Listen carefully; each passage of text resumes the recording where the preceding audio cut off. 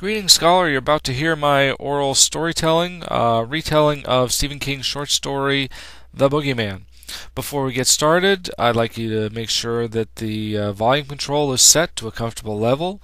Make sure you have a copy of the story in front of you so you can read along as I read it. And get yourself set for this story. The Boogeyman was originally published in Cavalier magazine in March 1973, and then appeared in Stephen King's collection of short stories called Night Shift, published in 1976 from Doubleday and Company Publishing. So sit back and get ready for my telling of The Boogeyman.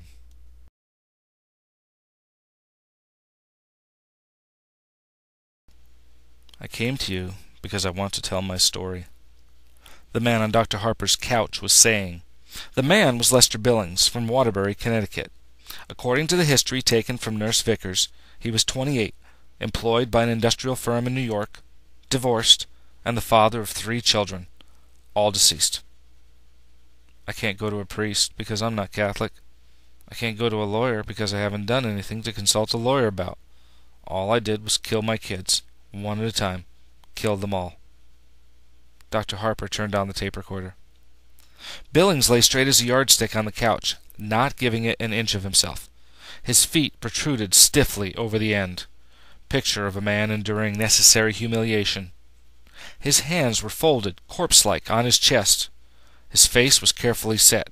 He looked at the plain, white composition ceiling, as if seeing scenes and pictures played out there. Do you mean you actually killed them, or... No. Impatient flick of the hand. But I was responsible. Denny in 1967, Cheryl in 1971, and Andy this year. I want to tell you about it. Dr. Harper said nothing. He thought that Billings looked haggard and old. His hair was thinning, his complexion sallow. His eyes held all the miserable secrets of whiskey. They were murdered, see?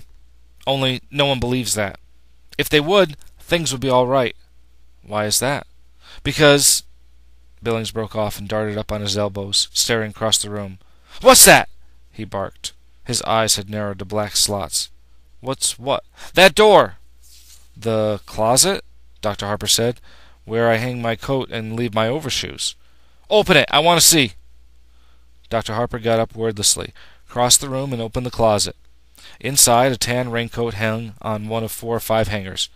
Beneath that was a pair of shiny galoshes. The New York Times had been carefully tucked into one of them. That was all. All right, Dr. Harper said. All right. Billings removed the props of his elbows and returned to his previous position. You were saying, Dr. Harper said as he went back to his chair, that if the murder of your 3 children could be proved, all your troubles would be over. Why is that? I'd go to jail, Billings said immediately. For life. And you can see into all the rooms in a jail. All the rooms. He smiled at nothing. How were your children murdered? Don't try to jerk it out of me. Billings twitched around and stared balefully at Harper. I'll tell you. Don't worry. I'm not one of your freaks strutting around and pretending to be Napoleon, or explaining that I got hooked on heroin because my mother didn't love me. I know you won't believe me. I don't care. It doesn't matter. Just to tell will be enough. All right. Dr. Harper got out his pipe. I married Rita in 1965. I was 21. She was 18. She was pregnant. That was Denny. His lips twisted in a rubbery, frightening grin that was gone in a wink. I had to leave college and get a job, but I didn't mind. I loved them both. We were very happy. Rita got pregnant just a little while after Denny was born, and Cheryl came along in December of 1966.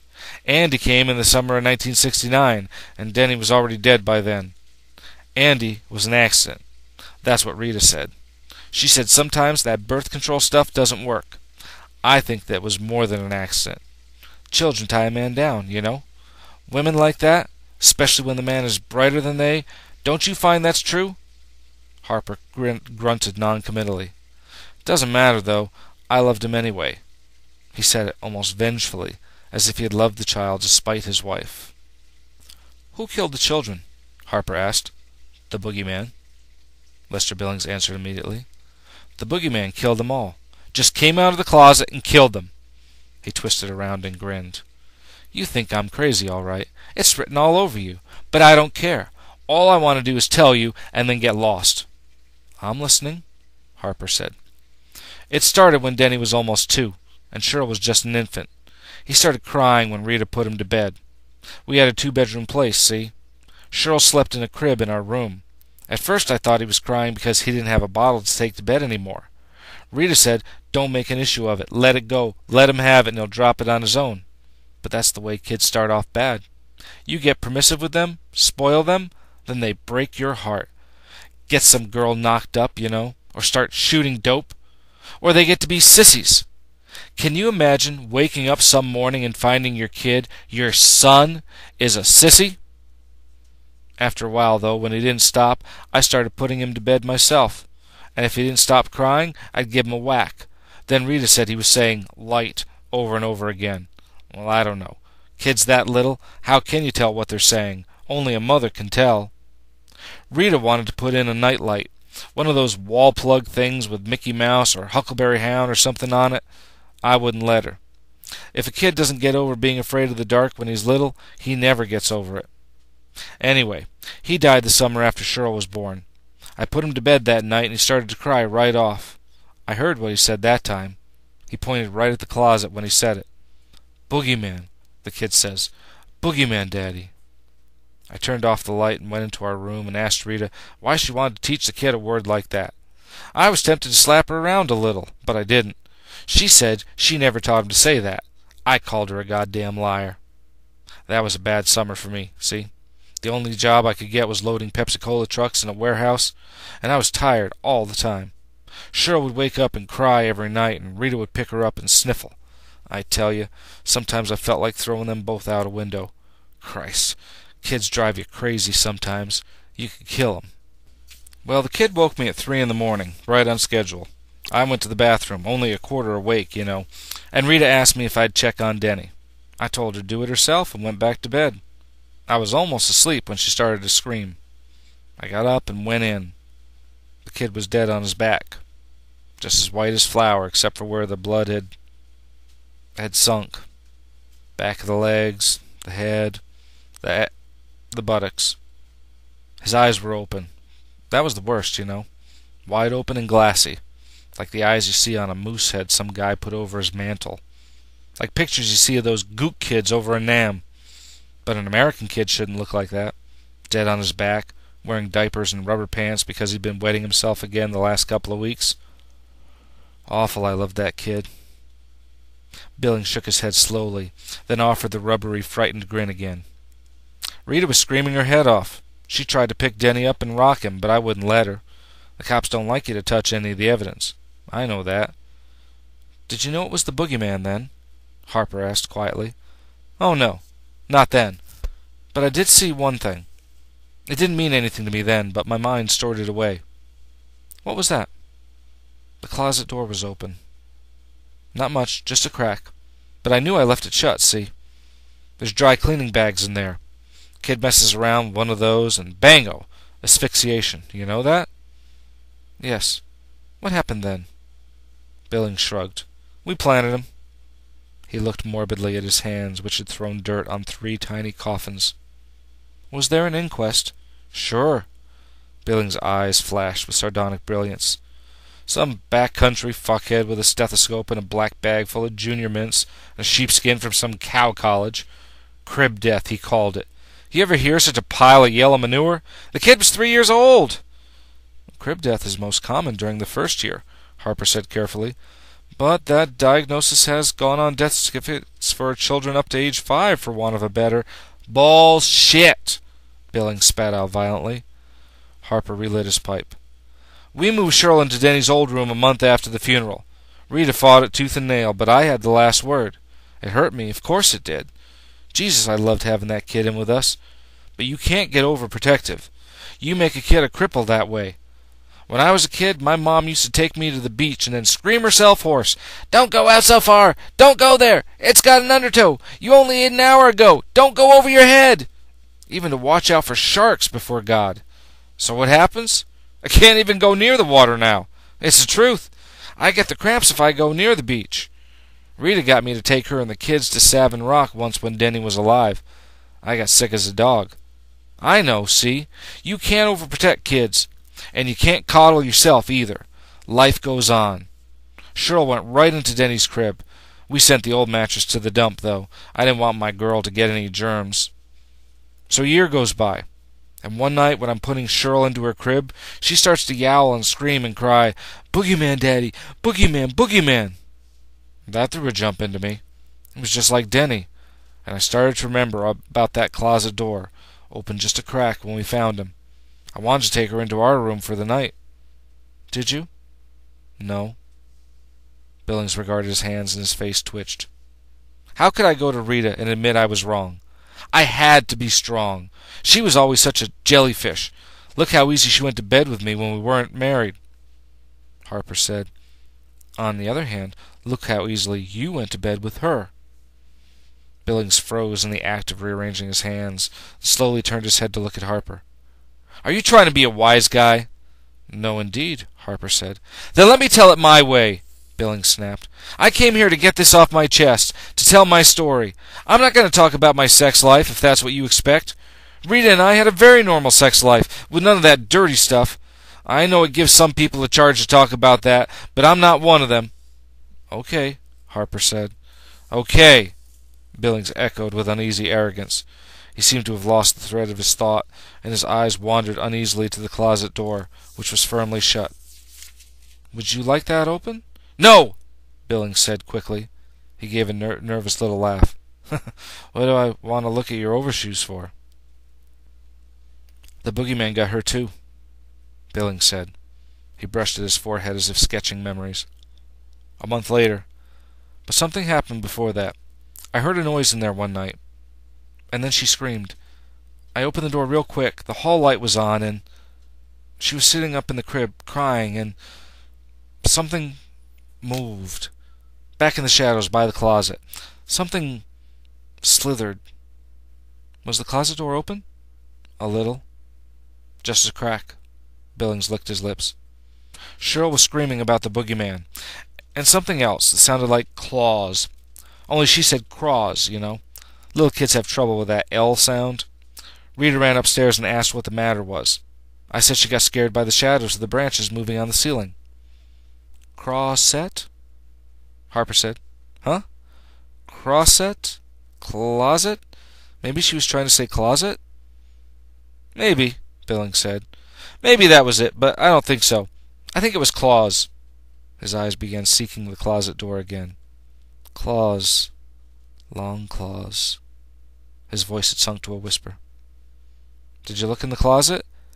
"Yes." Billings' hands were laced tightly across his chest, laced tightly enough to show a white moon at each knuckle. "Was there anything in there? Did you see the—" "I didn't see anything!" Billings screamed suddenly, and the words poured out as if a black cork had been pulled from the bottom of his soul. "When she died, I found her, see? And she was black, all black. She swallowed her own tongue, and she was just as black as a nigger in a minstrel show, and she was staring at me. Her eyes, they looked like those eyes you see on stuffed animals, all shiny and awful, like live marbles, and they were saying, 'It got me, Daddy. You let it get me. You killed me. You helped it kill me.'" His words trailed off. One single tear, very large and silent, ran down the side of his cheek. "It was a brain convulsion, see? Kids get that sometimes. A bad signal from the brain. They had an autopsy at Hartford Receiving, and they told us she choked on her tongue from the convulsion. And I had to go home alone, because they kept Rita under sedation. She was out of her mind. I had to go back to that house all alone. And I know a kid don't just get convulsions because their brain frigged up. You can scare a kid into convulsions. And I had to go back to the house where it was." He whispered, "I slept on the couch with the light on." "Did anything happen?" "I had a dream," Billings said. "I was in a dark room, and there was something I couldn't quite see in the closet. It made a noise, a squishy noise. It reminded me of a comic book I read when I was a kid. Tales from the Crypt. Do you remember that? Christ, they had a guy named Graham Ingalls. He could draw every god-awful thing in the world, and some out of it. Anyway, in this story, this woman drowned her husband, see? Put cement blocks on his feet and dropped him into a quarry. Only he came back. He was all rotted and black-green, and the fish had eaten away one of his eyes, and there was seaweed in his hair. He came back and killed her. And when I woke up in the middle of the night, I thought that would be leaning over me, with claws, long claws. Dr. Harper looked at the digital clock inset into his desk. Lester Billings had been speaking for nearly half an hour. He said, "When your wife came back home, what was her attitude toward you?"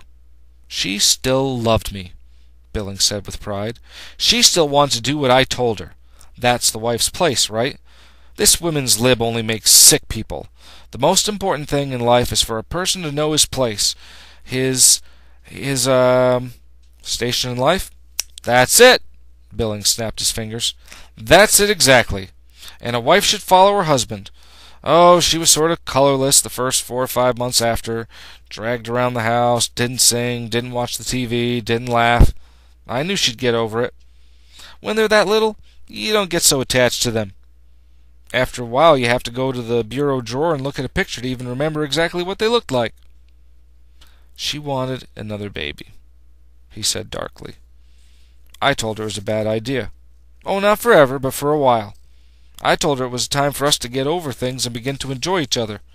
We never had a chance to do that before. If you wanted to go to a movie, you had to hassle around for a babysitter. You couldn't go into town to see the Mets unless her folks would take the kids, because my mom wouldn't have anything to do with us. Denny was born too soon after we were married, see? She said Rita was just a tramp, a common little corner walker. Corner walker's what my mom always called them. Isn't that a sketch? She sat me down once and told me diseases you can get if you went to a prostitute. How your penis has just a little tiny sore on it one day, and the next day it's rotting right off. She wouldn't even come to the wedding." Billings drummed his chest with his fingers. "Rita's gynecologist sold her on this thing called an IUD, intrauterine device. Foolproof, the doctor said. He just sticks it up the her place, and that's it. If there's anything in there, the egg can't fertilize. You don't even know it's there." He smiled at the ceiling with dark sweetness. "No one knows if it's there or not. And next year, she's pregnant again. Some foolproof." "Well, no birth control method is perfect," Dr. Harper said. "The pill is only 98%. The IUD may be ejected by cramps, strong menstrual flow, and, in exceptional cases, by evacuation." "Yeah. Or you can take it out." "That's possible." "So what's next? She's knitting little things, singing in the shower, and eating pickles like crazy, sitting on my lap and saying things about how it must have been God's will. Piss." "The baby came at the end of the year after Cheryl's death?" "That's right. A boy. She named it Andrew Lester Billings. I didn't want anything to do with it, at least at first. My motto was, she screwed up, so let her take care of it. I know how that sounds, but you have to remember that I'd been through a lot. But I warmed up to him, you know it. He was the only one of the litter that looked like me, for one thing. Denny looked like his mother, and Cheryl didn't look like anybody, except maybe my Grammy Ann. But Andy was the spitting image of me. I'd get to playing around with him in his playpen when I got home from work. He'd grab only my finger and smile and gurgle. 9 weeks old, and the kid was grinning up at his old dad. You believe that? Then one night, here I am coming out of the drugstore with a mobile to hang over the kid's crib. Me! Kids don't appreciate parents until they're old enough to say thank you. That was always my motto. But there I was, buying him silly crap. And all at once I realized I love him the most of all. I had another job by then, a pretty good one, selling drill bits for Cluett & Sons. I did real well, and when Andy was 1, we moved to Waterbury. The old place had too many bad memories, and too many closets. The next year was the best one for us. I'd give every finger on my right hand to have it back again. Oh, the war in Vietnam was still going on, and the hippies were still running around with no clothes on. The niggers were yelling a lot, but none of that touched us. We were on a quiet street with nice neighbors. We were happy, he summed up simply. I asked Rita once if she wasn't worried. You know, bad luck comes in threes and all that. She said not for us. She said Andy was special. She said God had drawn a ring around him. Billings looked morbidly at the ceiling. Last year wasn't so good. Something about the house changed. Started keeping my boots in the hall because didn't like to open the closet door anymore. I kept thinking, well, what if it's in there? All crouched down and ready to spring the second I opened the door. And I'd started thinking I could hear squishy noises, as if something black and green and wet was moving around in there just a little. Rita asked me if I was working too hard. I started to snap at her, just like the old days. I got sick to my stomach leaving them alone to go to work, but I was glad to get out. God help me, I was glad to get out. I started to think, see, that it lost us for a while when we moved. It had to hunt around, slinking through the streets at night, and maybe creeping in the sewers, smelling for us. It took a year, but it found us. It's back. It wants Andy, and it wants me. I started to think, maybe if you think of a thing long enough and believe in it, it gets real. Maybe all the monsters we were scared of when we were kids, Frankenstein and Wolfman and Mummy, maybe they were real. Real enough to kill the kids that were supposed to have fallen into gravel pits, or drowned in lakes, or just never found. Maybe... Are you backing away from something, Mr. Billings? Billings was silent for a long time. 2 minutes clicked off the digital clock. Then he said abruptly, Andy died in February. Rita wasn't there. She got a call from her father. Her mother had been in a car crash the day after New Year's and wasn't expected to live. She took a bus back that night. Her mother didn't die, but she was on the critical list for a long time, 2 months. I had a very good woman who stayed with Andy days. We kept house nights, and closet doors kept coming open. Billings licked his lips. The kid was sleeping in the room with me. It's funny, too. Rita asked me once when he was 2 if I wanted to move him into another room. Spock, or one of those other quacks, claims it's bad for kids to sleep with their parents, see? Supposed to give them traumas about sex and all that. But we never did it unless the kid was asleep, and I didn't want to move him. I was afraid to, after Denny and Cheryl. But you did move him, didn't you? Dr. Harper asked. Yeah, Billings said. He smiled a sick yellow smile. I did. Silence again. Billings wrestled with it. I had to, he barked finally. I had to.